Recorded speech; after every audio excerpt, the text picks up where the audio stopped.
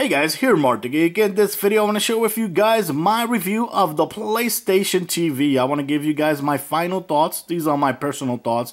And of course, should you buy the PlayStation TV? Is it a must-buy device? So let's go ahead and get started. First of all, let's talk about the pros of the PlayStation TV. Number one, it is super tiny. Considering that you're gonna put this, near your TV, under your TV, on your furniture, where you can have your TV and all that, this thing will just blend in with your furniture. It is very tiny. The only thing visible here is a little light right here, which is white, and it's very tiny. That if you're sitting from a fair distance, this thing is not just gonna distract you when you're playing. Number two, remote play. Remote play here is very awesome. I gotta say, it works very good, just like it works on the PlayStation Vita. Every single PlayStation 4 game plays awesome here, and of course it's gonna be better than the Vita because you're actually gonna be using your PlayStation 4 controller, so the learning curve for the games is gonna be very minimal because you're still using the same controller. So it is very good. Remote play works perfectly good, and of course I recommend having wired connected to your router, and your PlayStation 3 connected to your router as well, so you can have the best experience. But the way that I've been using it is this wirelessly, and the PlayStation 4, since it's closer to my router, that's connected to the router. But it works very good. I barely ever notice any lag, and like I said, it works with every single game. The only games that it's not going to be compatible is the games that require, the move features, like the camera features, and that's it. But it is very great, and it works. The remote play works very good. If you're one of those that like to record video games gameplay for YouTube, this is going to be a cheap option. The only problem is that not every game is going to be compatible with the PlayStation TV. But hey, for $100, you could go ahead and record some of the games on your computer and upload them to YouTube. That's very possible here. Of course, it has the HDCP protection, but I already made a video on how I used to record it. So if you want to know how to record gameplay video for your PlayStation Vita games, just watch that video. I'm going to leave in the link below. Number four, it plays PlayStation Vita games on the TV. I know a lot of people are going to be saying, like, why would I want to play PlayStation Vita games on the TV when I can play it on the Vita? It's going to look a lot better, and the resolution, for the TV games are not really made at 720p or 1080p.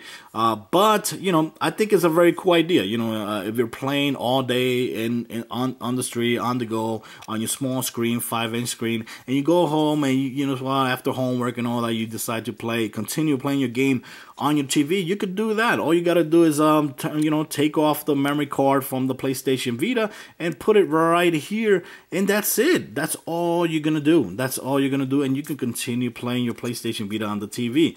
The number one negative thing I have to say about that is that not every game is compatible, which is a big con.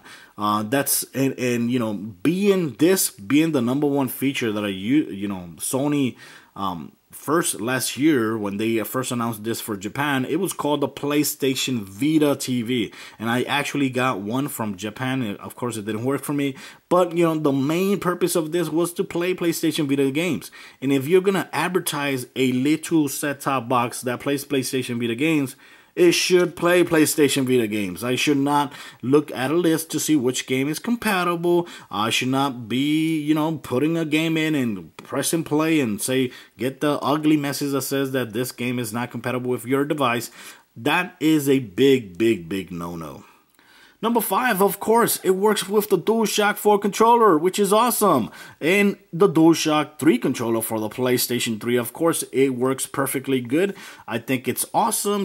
There's no learning curve whatsoever. You just connect it. It's very easy to connect it. You just connect a cable here, the USB cord here to the PlayStation TV, and that's it. Once it turns on, it automatically recognizes the controller, and you're good to go. It also is compatible with up to 4 controllers.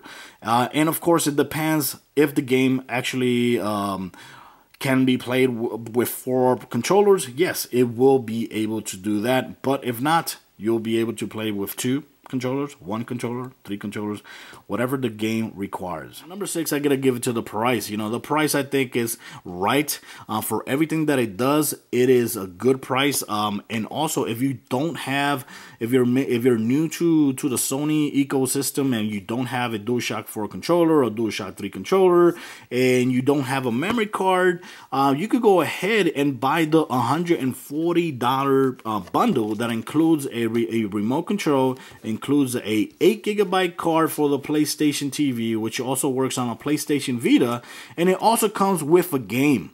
I think it's Lego Movie, and I think if you also buy it from another place, like I think Walmart, something like that, not only do you get Lego Movie, but I think you also get another extra game like Sly Cooper or Rayman or something like that. But I think the price is right. Now let's talk about the cons of the PlayStation TV. Number 1, the lack of media apps. You know, the lack of compatibility of the media apps that are available for the PlayStation Vita. Like, for example, Netflix still does not work with the PlayStation TV. YouTube app does not work with the PlayStation TV. The NBA app, it does not work. The radio app that came out, it does not work. The only app that I use, you know, sometimes is Crackle. You know, that's a Sony product or Sony service, and it actually works. It works very good. It looks great on the TV. But hey, come on, Sony. You know, this is a set-top box. At the end of the day, I know it's not supposed to be competing against the Apple TV or the Amazon Fire or the Android TV, however you want to call it. But hey, I know it's not supposed to compete with that, but it's still a set-top box, and it goes under your TV and it's connected to your TV. So it should have compatibility with media apps. The final con of the PlayStation TV, which I think is a very, very negative con, is the lack of compatibility of the PlayStation Vita games.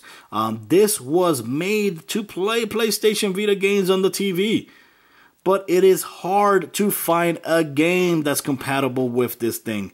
You know, right now, I know this just came out for the United States, but come on, guys. This has been in Japan available for almost a year ago. From 1 year to today, every game should have been compatible with the PlayStation TV.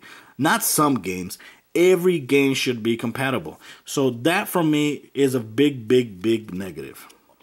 Okay, so that's it. So is this a must-buy device? Should you run out to the store and go ahead and buy this? Honestly, no. This is not a must-buy device. If you are a person that actually are considering buying this because you want to play PlayStation Vita game, you know, at a very, very cheap entry, $100, you can play PlayStation Vita games on the TV. I say no. You know, I'd rather you to buy a PlayStation Vita console. Just buy the console. Because the thing is, there's no guarantee that the game that you want to play will be playable. There's no guarantee that the game you want to play will be playable. Another thing, you're going to have to buy a memory card as well. And the memory cards on the PlayStation Vita still are overpriced. In my opinion, they're still overpriced.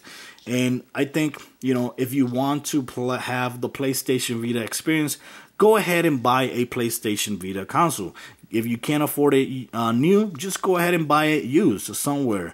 But, you know, if the reason you're considering to buy this is because you want to play PlayStation Vita games at a very, very low entry of $99, no. Just don't. Just skip it and get a PlayStation Vita. The only reason I would actually recommend buying the PlayStation TV, if you are a PlayStation 4 owner and you actually want to have access to your PlayStation 4 from another room, and you are, like, for example, a family man like myself, and you know, sometimes we have our consoles on the main living room, and you know, sometimes we got visits, and sometimes you just want to leave the TV for our family. And you know, if you, instead of buying another console, which would be at $400, the cheapest, you know, this for $100, you can play your PlayStation 4 console and have the same experience, you know, with the same control that you actually know on another room. I think that is a very, very awesome feature, and it works, like I said, it works perfectly good. So in that case, if you are a PlayStation 4 user, or owner and you want to have access to your PlayStation 4 on another room, this is an awesome buy. This is one of the best accessory for the PlayStation 4. Okay, guys, so that is it. So that was my personal review of the PlayStation TV.